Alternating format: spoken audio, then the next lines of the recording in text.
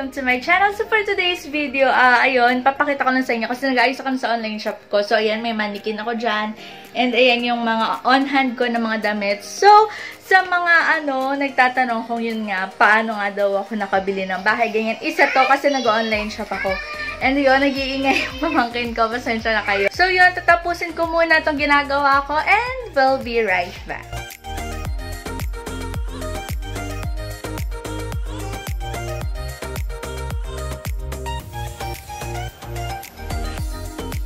So, yun, sagtalang ba't may ganyan. Ayan, pause na kasi ako, So, yan, gaganyan ko muna. Yung sinusulat ko dito is yung price ng mga damit. Kasi yung iba, syempre, may online shop nga ako. So, ipopost ko siya sa online shop ko.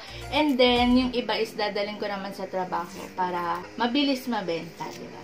So, yan, ito, didikit ko na siya dito sa mga damit-damit. Para, hindi na simple. Magkano to, ganyan, kasi nakadikit na naman. Hi! Sa mga subscribe! Subscribe, like! Comment! And support! Auntie! Yay! Bye! So, ayan guys, ito yung isa. Ayan, sinuot ko na siya dito sa mannequin. So, ayan, isa to sa binibenta ko sa online shop. So, ayan, kung gusto nyo malaman kung ano yung online shop ko, punta na lang kayo, search nyo, Trendsetter PH Laguna. So, ayan, naandyan, madami ako ditong mga magaganda to. May jump short, ganyan. Diba? Ang ganda, crop top siya, na may polka dots na long sleeves. So, ayan. Di ba, pretty? So, ayun, kaliligo ko lang, guys. Ayan, walang suklay-suklay and walang kahit ano sa mukha. So, ayun, I would like to thank you kay Mom for sending me this. Ayan. Ano ba to? Ito yung nail wraps. Ayan, nail wraps. Itong nail wraps na to, para din siyang fake nails. Pero unlike sa fake nails na kailangan ng glue, ganyan. Itong nail wraps is, feeling ko kasi sa nakikita ko parang ganun siya. Parang siyang sticker na ididikit na lang sa kamay mo. So, sa akin kasi, medyo naglaylo ako doon sa paggamit ko ng fake nails since kailangan siya ng glue. And pag tinanggal mo yung glue, parang feeling ko nasisira yung kuko ko. So, itong binigay ng Kikay Mom na, nail decal or parang nail wraps nga na ididikit na lang. Try ko siya and once na nagustuhan ko siya, ayan, ito na lang yung gagamitin natin every time na merong mga event or mga pupuntang okasyon, ganyan, or pag magbablog na gusto mo lang maayos yung kuko mo, ganyan. So, ayan, hindi ko pa siya alam kung gaano siya tatagal sa kuko ko. Kasi dun sa fake nails, natagal talaga siya. Yun nga lang, pahirapan pagtanggal. I mean, pag tinanggal mo siya is nasisira yung kuko or ganyan, or mahirap. So, kung gusto nyo ng ganito na nail wraps or yung mga parang stickers lang ata to na para sa nails nyo, meron silang Facebook page and Instagram, Kikay Mom. So, search nyo na lang. So, ayan. Thank you again. Try natin. So, sa loob, try natin to kung ano. May nakalagay naman sa likod na how to use. So, ako hindi ko rin alam kung paano ko siya. So, ayan. Ito yung gusto ko. Ayan, may ganyan siya. And then, meron pa siya sa loob. Meron siyang alcohol prep pad. Tapos, parang may pink, tapos may stick. Tatry ko muna siya. Hindi ko alam kung para saan tong alcohol prep pad na to.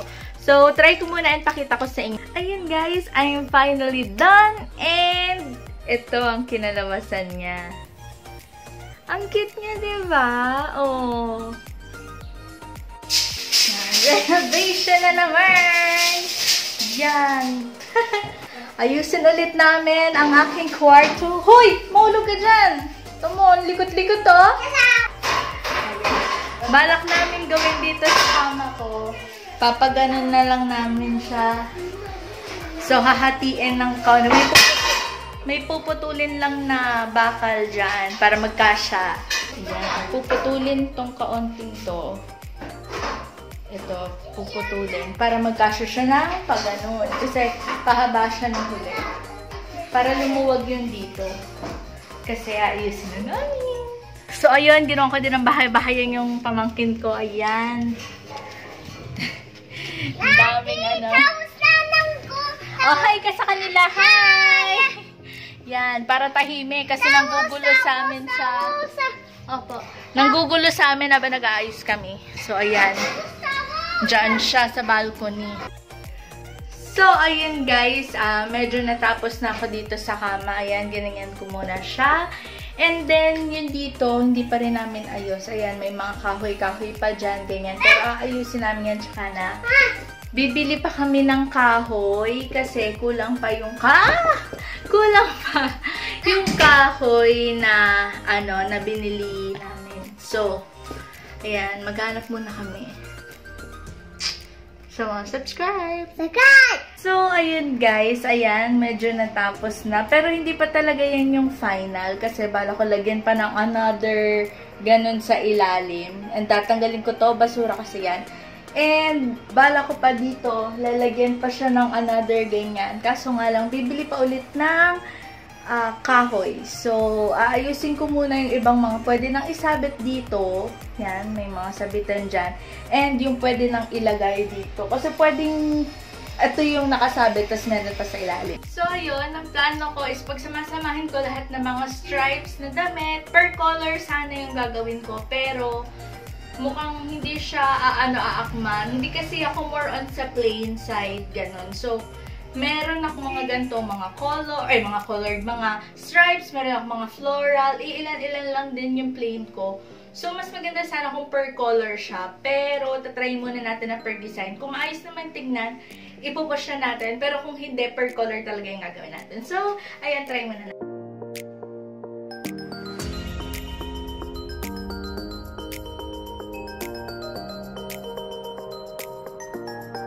So, iniisip ko kasi ang gulo yung tignan pag nandito siya sa labas. So, siguro, ang gagawin ko na lang, per color, per design, or halimbawa, dress, lahat ng dress na stripes, lahat ng dress na plain, na color white, lahat ng plain, ewan ko, hindi ko alam.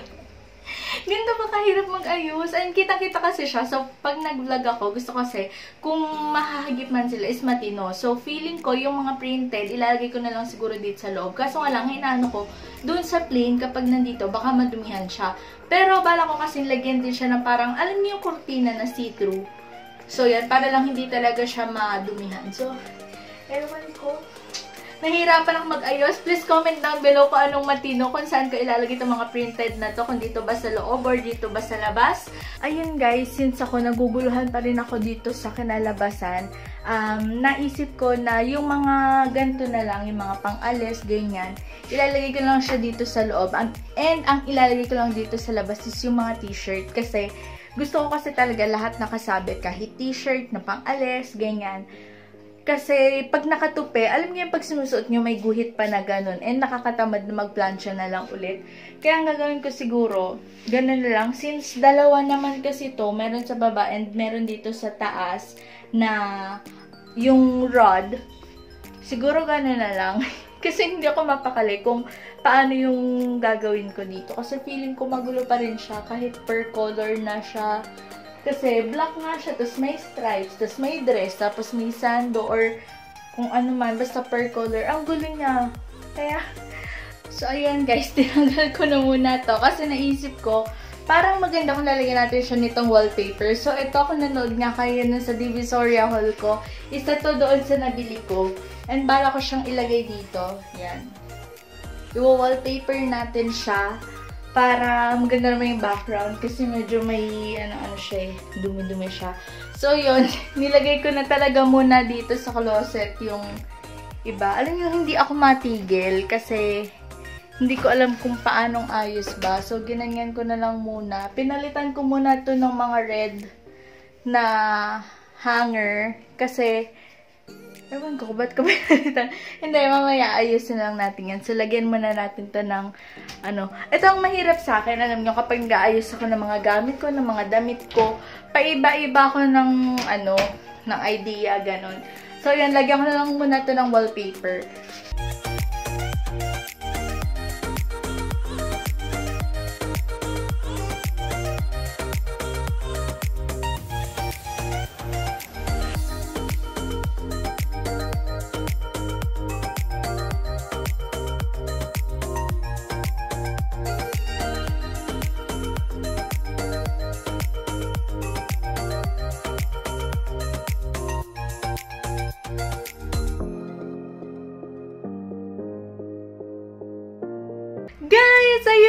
na-excite akong ipakita sa inyo kasi ngayon napagtanto ko na mas okay yung naisip ko ngayon compared dun sa kanina. Kasi diba kanina ang inano natin is yung mga printed na andun.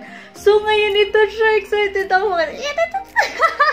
Ayan guys, so diba, ayun yung ginawa ko kanina na wallpaper. So hanggang dyan yan sa baba. Pero ito, hindi ko na siya nilagyan ng wallpaper sa taas kasi ito may touch of wood. So, para may touch of wood pa rin siya dito. Pero, once na naisip ko na anuhan na to, na lagyan na ng wallpaper, ganun. Sorry kung shaky kasi paswado talaga ako. Wait lang, ayusin natin Ayan. So, ito, once na maisipan natin na ito, lagyan ng wallpaper, ito, iwa-wallpaper ko na rin to. Para, yun, parehas na sila. So, ayun nga, ito na nga yung wallpaper natin. Ayan. And, ayan o, tingnan nyo, diba? Bicolor siya. So, may white, gray, black, red, blue, tapos, yellow, tsaka green. So, ayan. Lapitan natin.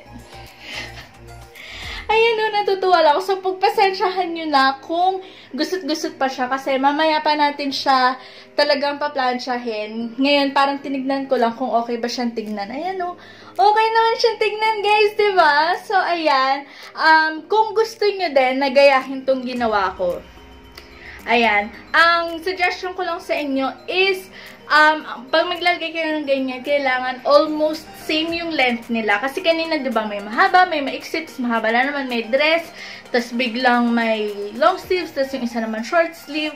So, ayan, ang ginawa ko is, kung t-shirt lang siya. Kasi, ano talaga ako, t-shirt person ako. Gusto ko yung comfortable lang yung mga suot ko, ganyan. So, ayan. Nakakatuwa lang, diba? Kasi mas maayos siya compared din sa kanina. So, akala ko, konti lang yung mga plain ko. So, ayan, madami naman pala. Yung iba dyan may, kasi nakabaliktad lang sila. So, ayan, mas okay siya. So, paplansyahin ko lang siya. And, ayan na!